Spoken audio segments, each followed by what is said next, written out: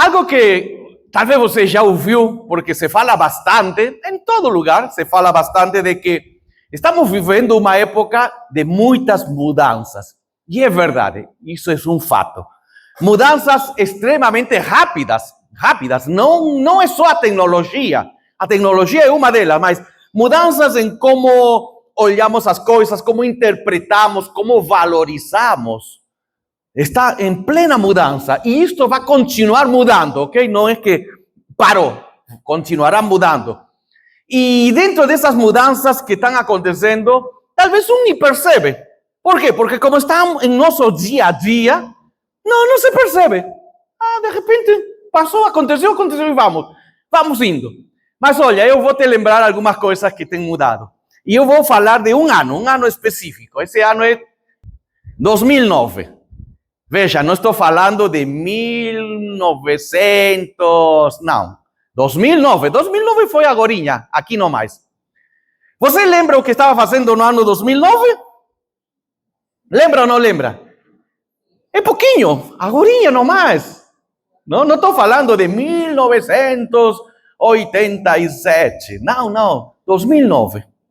2009, vamos tomar esse ano como uma referência.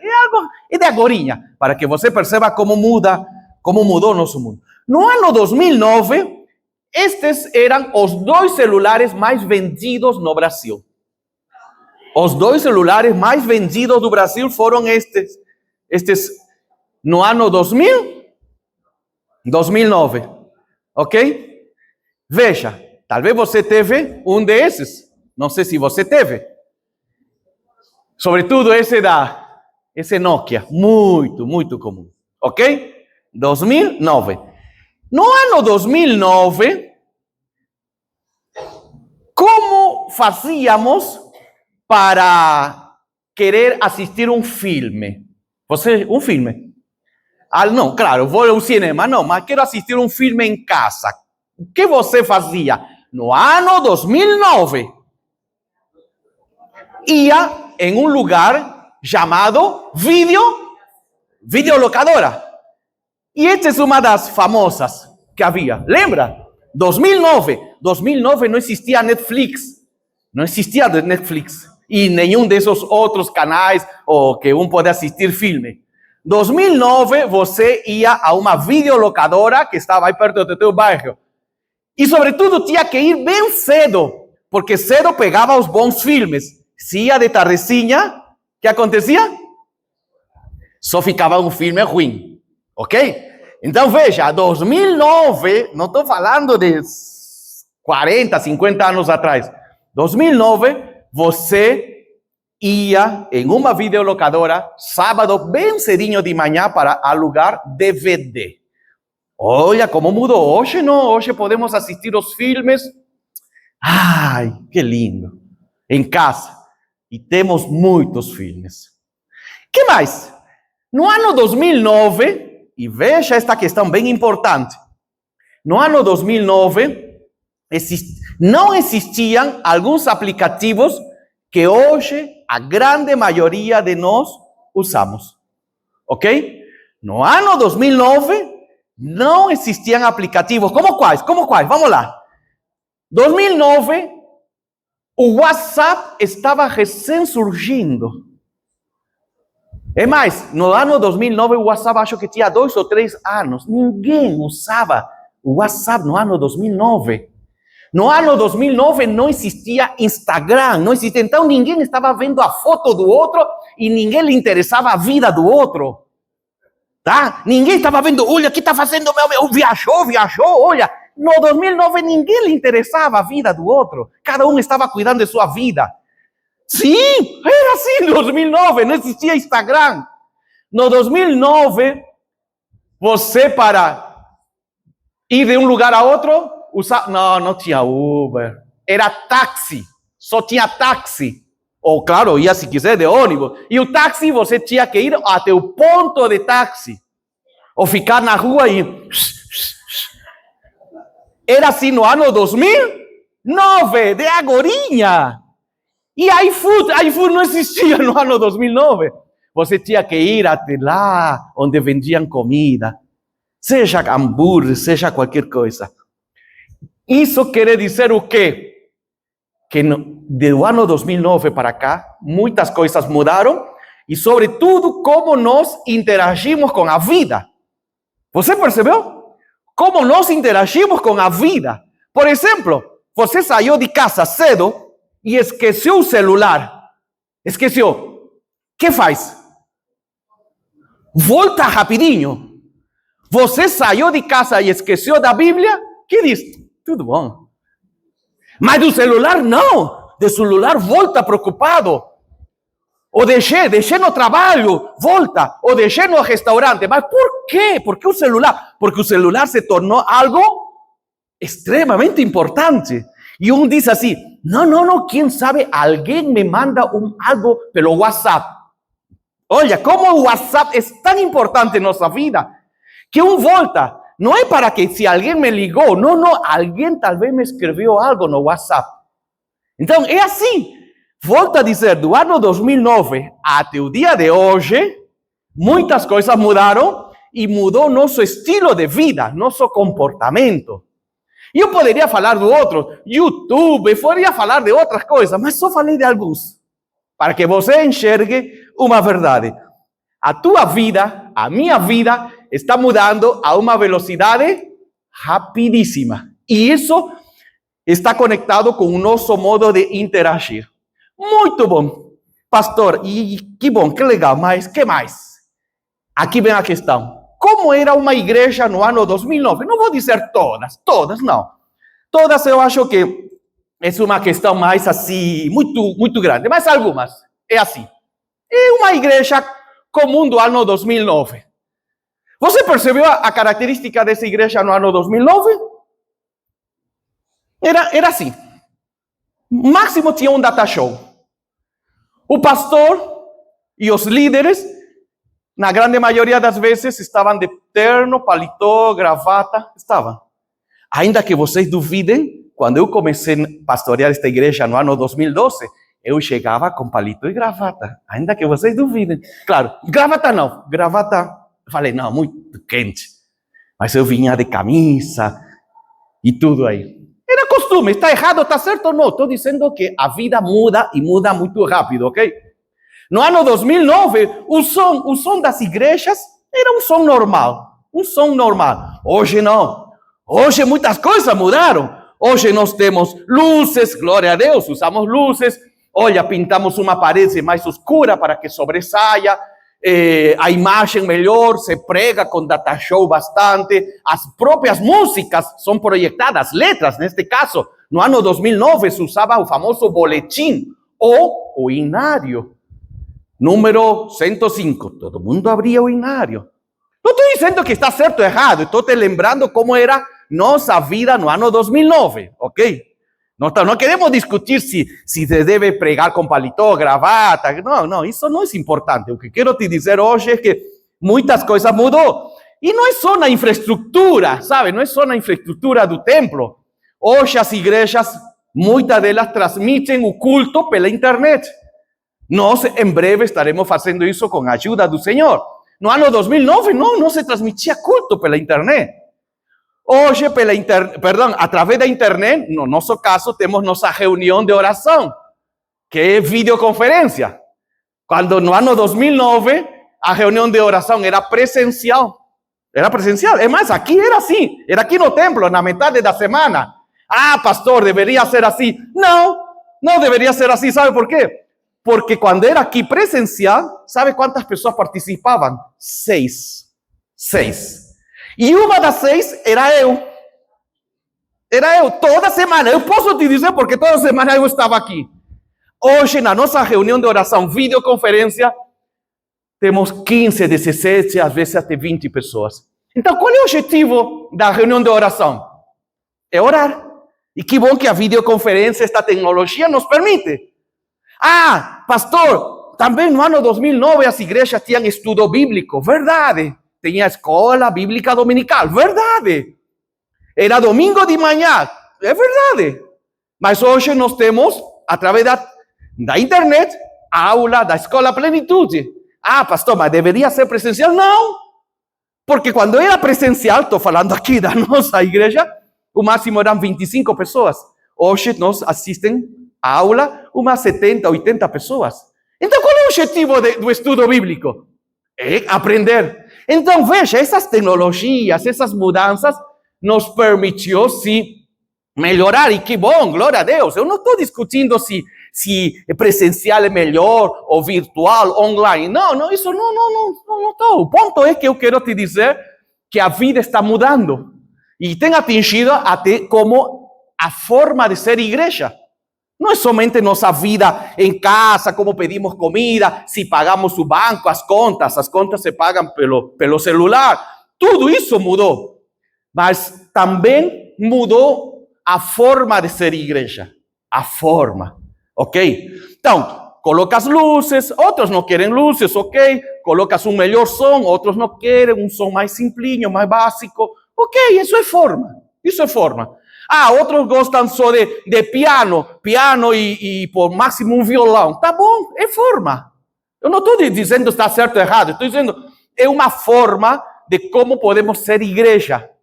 E Deus, na sua palavra, nos diz que nós podemos, sim, usar diversas formas de como ser igreja. Glória a Deus por isso. Não tem assim na Bíblia um texto que fale, tem que ser deste jeito. Não. Tem diversas formas. Não tem um texto na Bíblia que diz que o pastor tem que usar paletó, gravata. Não tem. Também não está dizendo que tem que vir pelado, não? Aí de chinelo. Não, também não diz isso. Mas o que quero te dizer é que a forma pode mudar. E é o que nós temos feito. Glória a Deus por isso. Só que aqui vem um detalhe importantíssimo. A forma muda, mas a essência não. A essência de ser igreja não pode mudar. Essa é a parte principal desta mensagem. A essência de ser igreja não muda. E essa essência está escrita com muita clareza na Bíblia. Olha, já vou te mostrar um texto. Diz, olha como o Senhor te escolheu, te chama. Diz assim, pois nós somos colaborador de Deus. Isso é essência. Isso não é forma. Isso não pode mudar. Você é um colaborador do Cristo Salvador, do nosso Deus. Toma posse desta. Você é um colaborador. Colaborador, o que significa colaborador? Que é alguém que ajuda em um objetivo. Por exemplo, eu desejo levar esta mesa de madeira para lá, para a outra área. Sozinho posso sim, vai ser difícil. Vai, consigo. Mas se alguém me ajuda, os dois, vamos, carregamos, levantamos a mesa e conseguimos avançar mais rápido. Então, o Senhor te escolheu a ti como um filho, uma filha de Deus, para que venha a colaborar no projeto lindo que o Pai Celestial tem para este mundo. Você é um colaborador, é uma colaboradora. Se por acaso você acha que não é, então também não é filho e filha de Deus. Porque isso está conectado. Mas olha, aqui vem o detalhe. Olhando para essa questão, diz a palavra que somos apenas servos de Deus, por meio dos quais vocês vieram crer. Cada um de nós, e olha essa palavra-chave, cada um de nós fez o trabalho do qual o Senhor nos... Então, cada cristão tem um trabalho a ser feito. Agora, não estou falando do trabalho que cada um tem de segunda a sexta, ou até o sábado. Não, esse trabalho é bom. Esse trabalho aí, seja em uma empresa, trabalho na escola, trabalho em uma academia, esse trabalho é bom. Mas esse trabalho não é o que o Senhor está dizendo aqui. O Pai Celestial te está dizendo que ainda que mude a forma de ser de igreja, muda o mundo, nós temos, cada cristão tem um trabalho a ser feito para o reino de Deus. Ok? Um trabalho para ser feito. Glória a Deus por isso. Todos, lembra aí o texto, cada um de nós, não existe exceção, não existe para alguns, ou os mais capacitados, ou quem sabe, quem se preparou melhor. Não. E não está vinculado com faixa etária, não está relacionado com condição social, com salário, não tem nada a ver. É um fato. Se você é filho e filha de Deus, Deus te encarregou um trabalho a ser feito aqui na terra, para que o reino de Deus chegue a diversas pessoas. Então, qual é essa função? Eu quero saber, eu preciso saber. Qual é essa função? Qual é isso que eu tenho que fazer, você e eu? Aqui está a resposta do Senhor. Vão e façam. Aí está a resposta. O Senhor nos encarregou a todos nós a fazer discípulos. Isso não está condicionado, ok? A forma, volto a falar a forma. Alguns querem tocar só piano, querem cantar só hinos. Amém. Outros querem cantar louvor mais avivado. Amém. Isso é forma. Mas a essência não. A essência não se pode mudar. A essência é para todos. O Senhor diz assim: vão e façam discípulos de todas as nações, de todos os bairros, de todas as cidades, batizando-os em nome do Pai e do Filho e do Espírito Santo. Ensinem esses novos discípulos a obedecer a tudo o que eu lhes ordenei. Então aqui nós estamos recebendo uma visão do alto, uma visão do Pai Celestial para todos os cristãos. Todo cristão tem que fazer discípulos. E quem é essa pessoa? Todos com qual nos relacionamos. Pode ser um colega de trabalho, colega da faculdade, pode ser nosso familiar.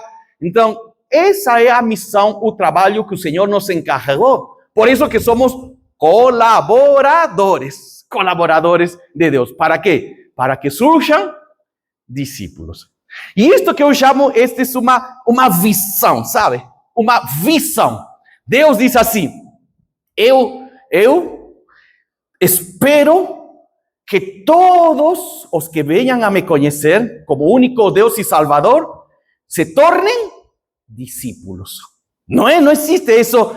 Alguns são cristãos e outros são discípulos. Não existe isso. Eu quero que todo aquele que foi salvo da morte eterna, através do sangue de Jesus, todos se tornem discípulos. Aqui vem a questão. Aqui vem o ponto. Infelizmente, essa visão que é uma só, não tem várias. O Senhor falou: preciso de discípulos. Essa visão se tornou distorcida. Então, esse é o grande problema que está acontecendo em muitas igrejas, inclusive na nossa, porque é necessário falar também do nosso lado. Os cristãos temos uma visão distorcida do que o Senhor deseja, do que o Senhor nos encarregou.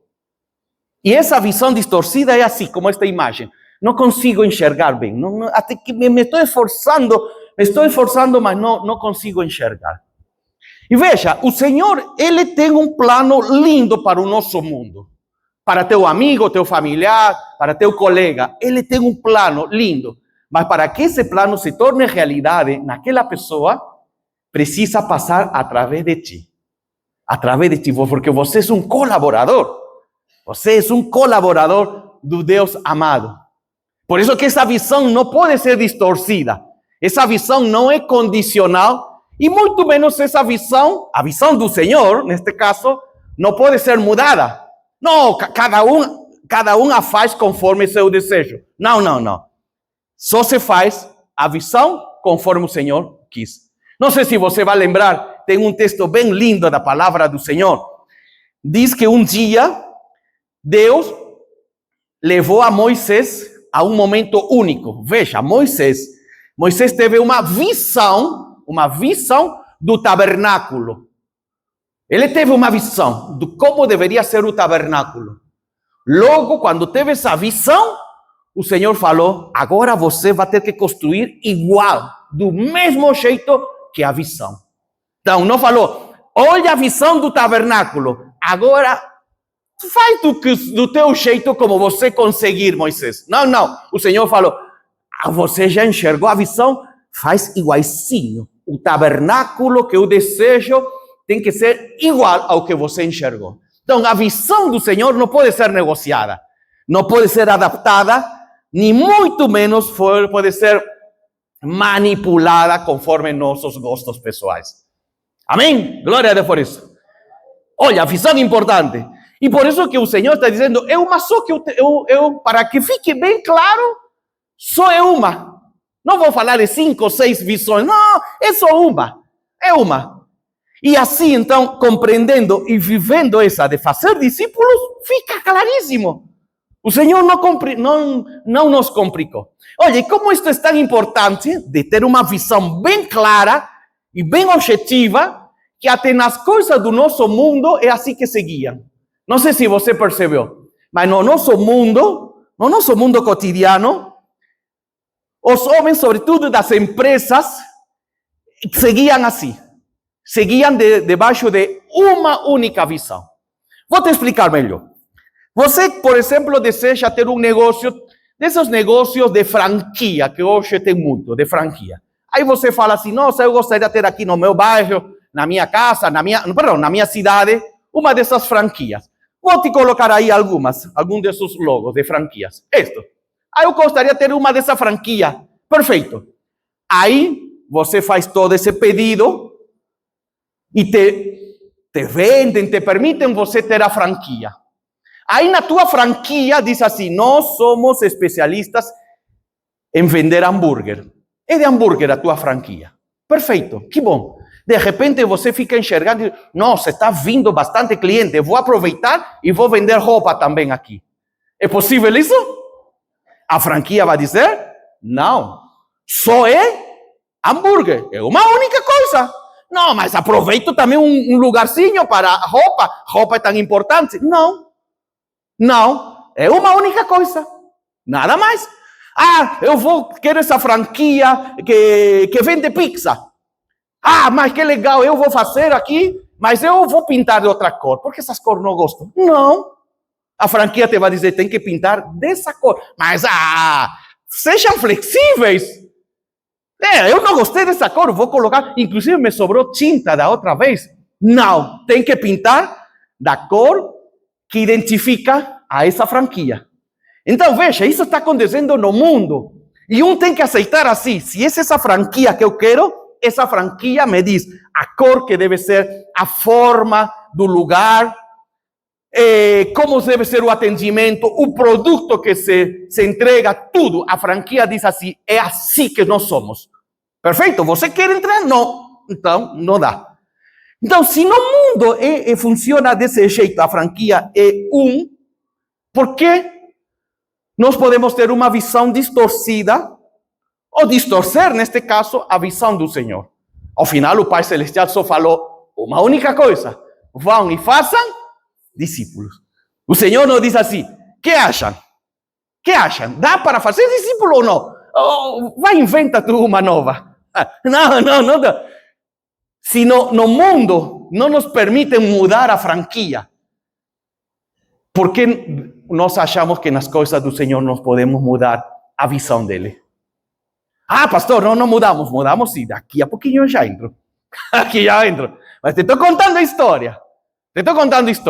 E veja, o Senhor já falou com muita clareza esta questão, esta verdade. Diz assim o texto de Filipenses: completem a minha alegria tendo o mesmo modo de... Não está dizendo cada acha o que é o melhor. Não somos a igreja do achismo. Não existe isso. Para mim, eu acho o pastor assim. Eu acho o outro. Não existe eu acho. É um único mesmo modo de pensar. O mesmo amor, um só espírito e uma só atitude. Glória a Deus por isso. O Senhor diz assim que o Pai Celestial não é um Deus de confusão. Não é. É um Deus que nos deixa tudo bem clarinho. Bem clarinho. E glória a Deus que está escrito na Bíblia. Todos nós temos acesso. E glória a Deus que é bem fácil. Vão e façam discípulos. Não está falando algo que seja difícil de compreender. Lembrem, quando eu falo de discípulo, não estou falando de uma pessoa que diz, sim, eu até que eu gosto de Deus. Gosto não, isso não é discípulo.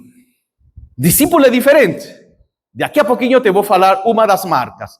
Mas quero que você compreenda que discípulo é algo que vai além de simplesmente achar que se até que eu gosto, de vez em quando vou na igreja. Não, de vez em quando isso não é discípulo. Ah, de vez em quando leio a Bíblia, de vez em quando leio. Não, isso não é discípulo. Isso é uma distorção da visão do nosso Pai Celestial.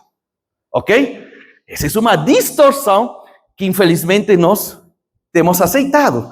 Por isso que o Senhor vai dizer isto com respeito à visão. Onde não há visão divina, o povo se...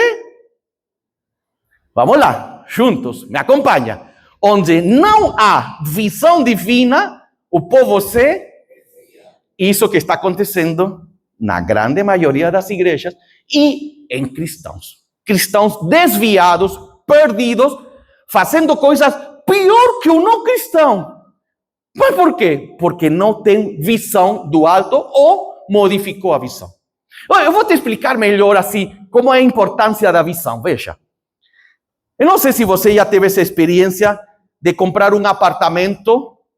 Se você tiver, você vai compreender isto. Comprar um apartamento quando ainda está na planta. Você já teve essa experiência? Alguns sim. Bom, mas você sabe. Chega lá no terreno e que vê? No terreno, um monte de pedras, terra, terra, pedras, por aí um pouco de ferro. Isso que você vê. Só que tem um lugar específico que aí que é onde vendem o produto, que vendem o apartamento. E tem um lugar, a maquete. Tem a maquete e te diz, é assim como será o teu apartamento. O que você está vendo? O apartamento? Não. Está vendo a maquete. E aí você diz assim, nossa, que legal, 2 dormitórios, 3 dormitórios, banheiro, a cozinha. Só de ver, lembra? Na realidade, está tudo terra. É terra pura, terra, pedra e um pouco de ferro. Mas só ver a maquete, você sonha. Começa a sonhar. E já começa a pensar, nossa, aqui coloco um guarda-roupa, aqui vai ser a sala da costura. E tudo está na tua cabeça, porque não existe um apartamento, não existe nenhum prédio. Não existe nenhum prédio, mas tu tens a visão. Tu tens a visão, e aí te fala, e vai ser parcelado em 60 vezes, e você paga todo mês. Mas o que você tem realmente? Terra, pedra, um pouco de ferro e cimento. Mas por que você confia? Por que você paga todo mês? Porque está vendo a visão, está enxergando a visão. Entendeu? Então, isso que o Senhor está dizendo, quando nós enxergamos a visão do alto, a visão divina, diz assim, vale a pena fazer isso. Talvez hoje, na minha realidade, está aqui. Está meio assim, apagado, mas eu já estou enxergando a visão. Estou enxergando a visão. E essa visão me está permitindo sonhar e não sonhar, tomar decisões. Tomar decisões. Eu também vou contratar alguém que vai fazer a cozinha, que eu quero minha cozinha assim, a geladeira vai estar lá. Tu não tem nada, é terra que tem aí. Mas já a geladeira vai ser assim, a lavadora vai ficar aqui, e o quartinho das crianças, da bagunça, vai ficar lá. Por isso que o Senhor diz, quando não tem visão, o povo se perde. O povo se perde. Quando tu não tem visão, tu não vas a gastar teu dinheiro em terra. Precisas da visão. E esse é o grande ponto. Uma igreja sem visão é uma igreja com muitas visões. É o grande problema da nossa época. Lembra que eu estou te falando desde o início que desde o ano 2009 para cá muitas coisas mudaram. Tecnologia, como compramos comida, o transporte, comunicação, uma série de coisas. Inclusive a forma de ser igreja, mas a essência não muda. Isso que eu quero te dizer à luz da palavra. A essência de ser igreja não pode mudar. Esse é o problema. O problema é que nós temos igrejas de Cristo que têm muitas visões. Uma mesma igreja.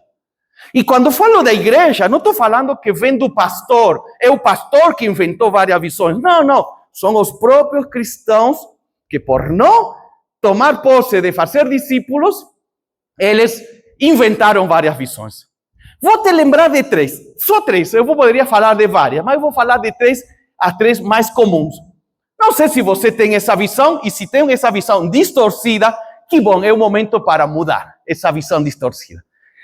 Tem alguns cristãos que acham que igreja é como um negócio de entretenimento. Tem cristãos assim. Eu conheço vários, infelizmente. Igreja é um negócio de entretenimento. Então chegam aqui, pode ser em outro lugar, mas vamos pensar aqui neste templo e falam assim: hoje o culto foi engraçado. Nossa, foi legal. Então, quer entretenimento? Legal, não? Que visão. Outros, hoje o culto foi de arrepiar. Nossa, que forte o Senhor. Ai. Então, está buscando uma igreja? Entretenimento. O dia que não teve, o que acontece? O dia que não teve nem arrepio, nem riso, nem alegria, nossa, hoje o culto foi chato. Nossa, e o pastor falou, não entendi nada, esse sotaque que tem o camarada, porque estou pensando em uma igreja, entretenimento. Como consequência disso, esse cristão imaturo, o que vai fazer? O que vai fazer esse cristão imaturo? Vou buscar outra igreja. Outra igreja que tem... Não, eu já não me acho aqui. Eu já não me encontro neste lugar. Eu preciso de outra igreja que me dá arrepio, que me alegra. Então, em nome de Jesus, está repreendida essa visão. Isso não é de Deus. Isso é do mundo com as mentiras de Satanás. E essa pessoa nunca se vai tornar discípulo. Porque sempre está de pula em pula. Pula que pula. Agora essa igreja é melhor. Olha, tem umas luzes. Melhorou. Porque me dá entretenimento. Ok? Então, essa visão é distorcida. Essa não é de Deus. E essa está atrapalhando o que o Senhor te mandou fazer. Colaborador. A segunda visão distorcida é uma igreja como um centro de autoajuda. Um centro de autoajuda. Pastor, já me falaram isso várias vezes aqui. Pastor, precisa um curso, um retiro para casais. Mas por que me pediu isso? Porque está passando por problemas no matrimônio. Agora, quando solucionou seu problema do matrimônio, não está querendo retiro de casais. Porque eu quero que me ajudem a mim. Não estou com o propósito, com a visão de Deus. Muito menos fazer discípulo, não. Pastor, agora precisa de acampamento para os jovens. Por quê? Porque meus filhos estão em idade da adolescência, da juventude. Então, o centro de ajuda, essa pessoa vê a ele e seus gostos pessoais, suas necessidades, como o centro da visão de Deus. E não é. Em nenhum momento o Senhor falou, parece bonito, pastor, qual é o problema de ter retiro de casais, retiro de solteiro, retiro de viúvo, retiro de jovem por casar, de noivo, o problema é que são visões distorcidas e nenhuma delas faz quê? Faz discípulos. Nenhuma delas faz discípulos. Por quê? Porque quando satisfez a minha necessidade, eu vou embora. E aí, procuro outra igreja, outro lugar. Esta igreja não pastoreia. Como que não pastoreia? Esta igreja prega a palavra, te ensina. Não, mas isso não é pastorear. Pastorear é falar da minha necessidade específica deste momento. Então, essa é uma visão distorcida. Aí está só alimentando consumistas. Crente consumista. Crente consumista que nunca vai querer servir ao Senhor. Nunca vai querer fazer discípulos. Porque não, primeiro tenho que cuidar de mim. Primeiro tenho que cuidar da minha casa. Primeiro tenho que cuidar das minhas emoções. Primeiro tenho que cuidar. Tudo eu. E em que momento deixou o espaço para a missão que o Senhor te entregou de fazer discípulos? Não tem vaga. Então, essa visão é de um crente consumista. Crente consumista nunca vai crescer. Nunca vai viver os planos do Senhor. E a terceira visão distorcida é uma igreja como um clube de muitas atividades. Tem aqui jiu-jitsu, karatê, tem reforço escolar, tem artesanato, tem um monte de coisas. Nossa, que linda esta igreja! Espera, e alguém está fazendo discípulos? Não, mas pelo menos o povo saiu, não, com karatê. Karatê, igualzinho, se vai ao inferno. Com reforço escolar, tirou nota 10. Mas igualzinho se vai ao inferno. Ou acha que só que tem nota 5? Esse é o grande problema das igrejas. Perderam a única visão que o Pai Celestial les entregou. Esse é o grande problema dos cristãos atualmente. E o pior de tudo, que como tem várias comunidades, sempre vem esse, entre aspas, chantaginho emocional.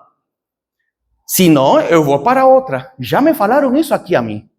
Várias vezes. Pessoas que por anos frequentaram aqui, anos, que foram amadas pelo Senhor, amados por vocês, e de um dia para outro falaram para mim, se não, eu vou embora. Como que se eu fosse o dono da igreja. Eu não sou o dono da igreja. Eu sou o pastor, o líder espiritual. Você não me está rejeitando a mim em nenhum momento. Você está tomando uma decisão para o Pai Celestial e para a igreja de Cristo. O grande problema é que justificam, é que também não está sendo alimentado, não estou sendo aqui, não está sendo... Não.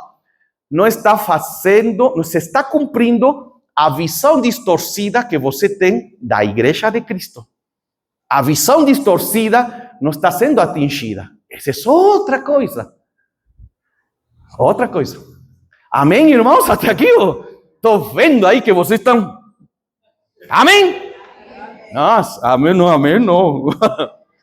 Amém. Me dá um amém, pelo menos, para me sentir alegre. Me sentir, oh, que bom.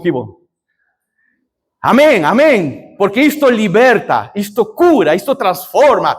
E isto permite que o reino de Deus chegue à empresa que trabalho, ao lugar onde estou estudando. Permite curar, restaurar vidas oprimidas por demônios, vidas que estão clamando por ajuda. E como eu falei no início, Deus te escolheu como um colaborador. Ele te escolheu para ser o colaborador. Então, quando nós temos estas três, eu poderia falar de outras, tá bom? Mas estas três são as mais comuns, pelo menos aqui em nosso entorno. Talvez teu amigo, teu familiar, aquele irmão que frequentava, te falou isso. Te falou pelo WhatsApp, não? Porque pelo WhatsApp tudo se fala. Me estou saindo desta igreja porque esta igreja já não me dá arrepio, não me conecta. Distorção, visão distorcida. Agora, olha o que o Senhor diz assim, e o próprio Paulo vai falar, porque Paulo tinha com clareza, sabia o que o Senhor mandou para fazer a ele. Diz assim, irmãos, uma coisa faço. Uma.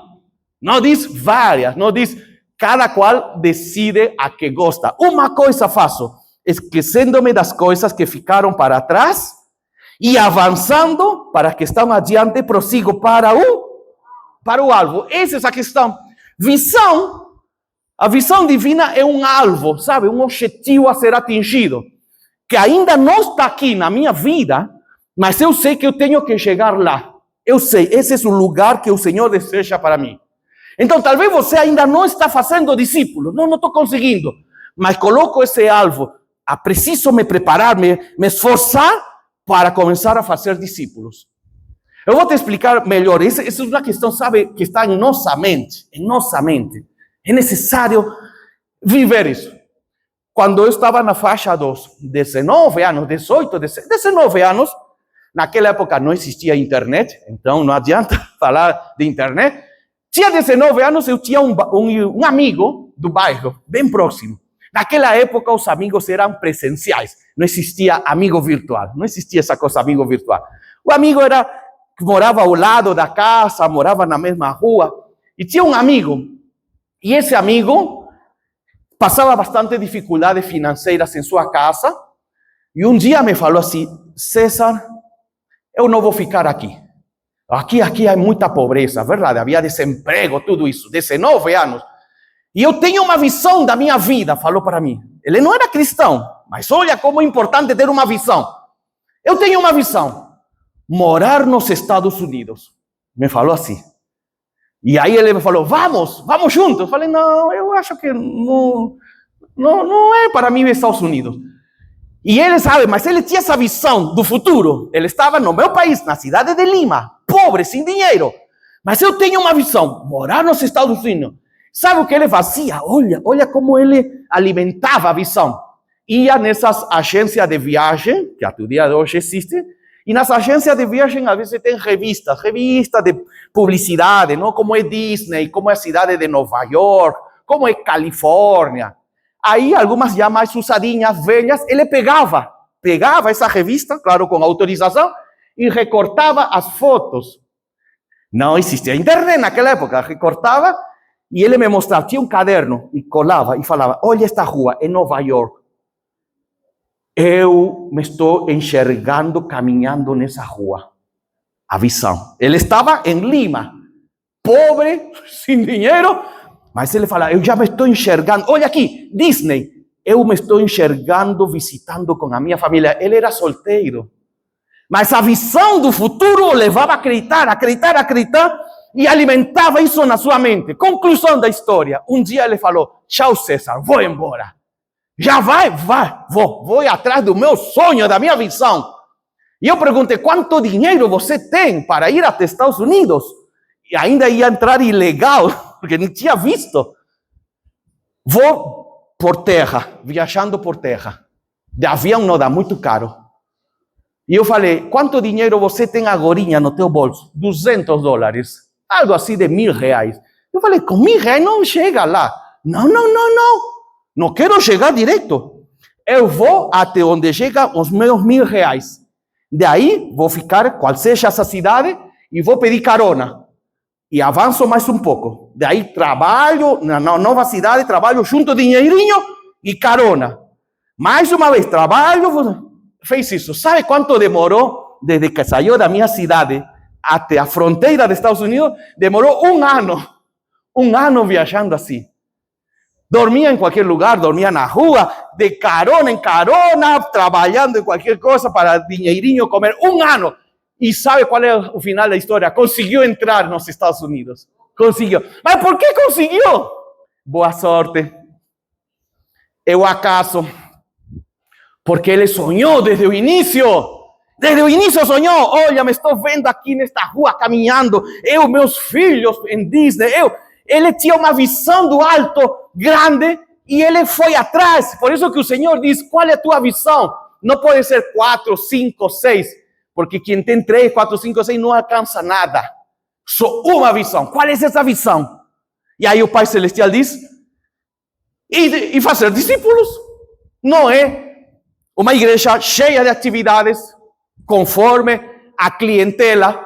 Porque aqui parece que às vezes, não, as igrejas parecem que é comida por quilo. Você já viu restaurante de comida por quilo? Com certeza. Tem um balcão com um monte de panelas. Feijoada, hoje não. Franguinho, agora sim. Macarrão, macarrão não. Arroz um pouquinho. Salada, porque sou light. Percebeu? Na comida por quilo eu escolho o que eu quero. E achamos que a igreja de Cristo é assim. Eu escolho o que eu quero. Não, meu irmão, minha irmã. A visão de Deus é uma só. É a que Ele decidiu desde antes da fundação do mundo. Então, nós somos colaboradores que devemos entrar. Volto para aquele exemplo simples que eu falei no início. Eu quero levar esta mesa até lá, até a outra área. E estou aí me esforçando. Aí peço ajuda a alguém de vocês. Alguém de vocês peço ajuda. E falo assim, me ajuda a carregar para levar a mesa. Não, eu te ajudo, mas vamos levar o banco. Eu falei, o banco não quero levar. Por que eu vou levar o banco? Quero levar a mesa. Não, se eu vou te ajudar, você tem que me obedecer.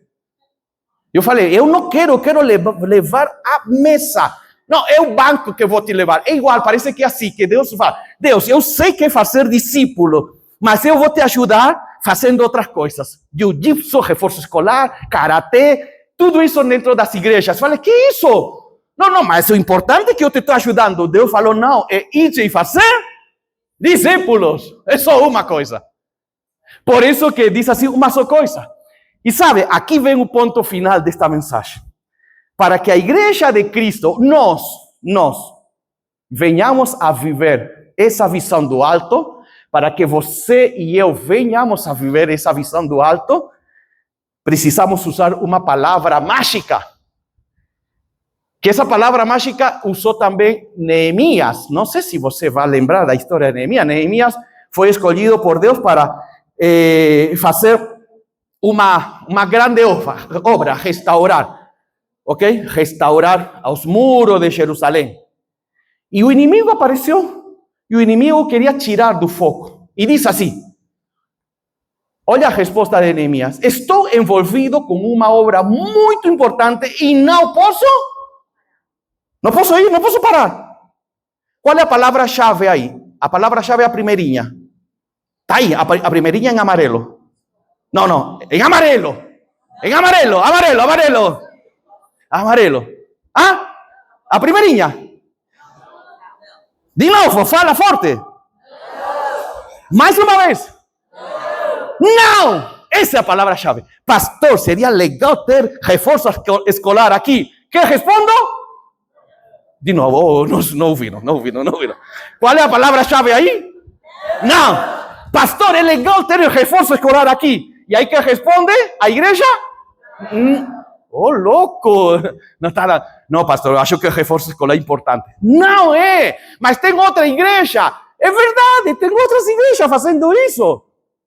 Tem outras. Mas a visão verdadeira do Senhor é fazer discípulos. Não, mas quem sabe depois essa criança, depois que nada, depois não volta. É o que nós temos aprendido. Então, é necessário usar a palavra mágica. Não. Vai ter coral aqui? Não. Por que não? Porque para fazer discípulos. Ninguém se preocupa em fazer discípulos. Ninguém vem dizer, pastor, eu quero ser um discipulador, uma discipuladora. Me ajuda? Não, ninguém está. Porque é necessário usar a palavra não. E olha que diz assim, a parte final de Neemias. Por que eu deveria interromper o trabalho para me encontrar com vocês? Por quê? Por que nós podemos deixar de lado a única missão do Pai Celestial e substituir por outras visões distorcidas? Por quê? Deus não nos permitiu essa negociação. Bom, finalmente, olha o que o Senhor falou para Abacuque com respeito à visão. Então o Senhor respondeu: escreva claramente a visão em tabuinhas para que se leia facilmente. Então a visão tem que ser com clareza. A visão não pode ser confusa. Então, se o Senhor nos diz que devemos fazer discípulos, que isso é o que o Senhor nos mandou fazer a todos nós, como seria isso? Em algo mais assim, não? Mais um pouquinho ampliar, mas que não fique confuso. E esta é a visão do Senhor para a IPI Rio Pequeno. Vou falar da nossa, não? Porque Deus nos colocou nesta linda igreja. A IPI Rio Pequeno existe para levar as pessoas a ter um relacionamento crescente com... Essa é a visão, isso é ser discípulo. Isso é que é ser discípulo. Eu inicio minha caminhada aqui com Jesus, através do sangue de Jesus, mas pouco a pouco me torno cada vez mais parecido com Jesus. É um crescimento crescente. Isso é ser discípulo. Isso é ser discípulo. Cada dia, porque não tem como eu, assim, pouco a pouco, aprendo mais da palavra, começo a praticar, viver, e como consequência disso, a imagem de Cristo mais aqui. Então, o que o Senhor está dizendo? A IPI Rio Pequeno, ela existe para levar as pessoas a ter um relacionamento crescente com Jesus. Essa é a visão que nossa igreja tem. Bem simples. Agora, você vai voltar para a sua casa e amanhã teu amigo te pergunta: por que você vai à igreja? Qual é a resposta que você vai dar? Para conhecer mais de Jesus, crescer no conhecimento prático e, como consequência disso, ajudar a outros que tenham também esse mesmo conhecimento e crescer em Jesus. É a mesma coisa. Ok? Todos. Isso é ser discípulo. Isso é ser discípulo. Discípulo não é simplesmente, já sou salvo, pronto, que legal, agora faço o que eu quero com a minha vida e só no dia da minha morte Jesus fala, carimba, entra ao céu. Não. Agora que sou cristão, tenho que ter um crescimento constante de relacionamento com o Senhor. E para que isso aconteça, precisamos de sacrifício. Essa é a palavra-chave. Sacrifício. Se nós não nos sacrificamos, não vamos a poder atingir aquilo que o Senhor deseja. Se eu trabalho de dia e quero fazer faculdade, tenho que sacrificar as minhas tardezinhas e noite para esse propósito. É assim que funciona em nossa vida. Eu trabalhava de dia no escritório da IPI, lá na Rua Consolação, e de noite tinha que fazer seminário. Tinha dias em que eu falava, eu vou abandonar o seminário. Mas eu tinha um plano, uma visão, queria me tornar pastor. E com a graça de Deus atingi aquele alvo. Mas, lembrem, precisei sacrificar meus dias, minhas noites, e tive que sacrificar os sábados. Porque no sábado tinha que preparar um monte de monografias, escrever monografias. Mas o Senhor falou, teve conquista. Então, nós queremos uma igreja de discípulos?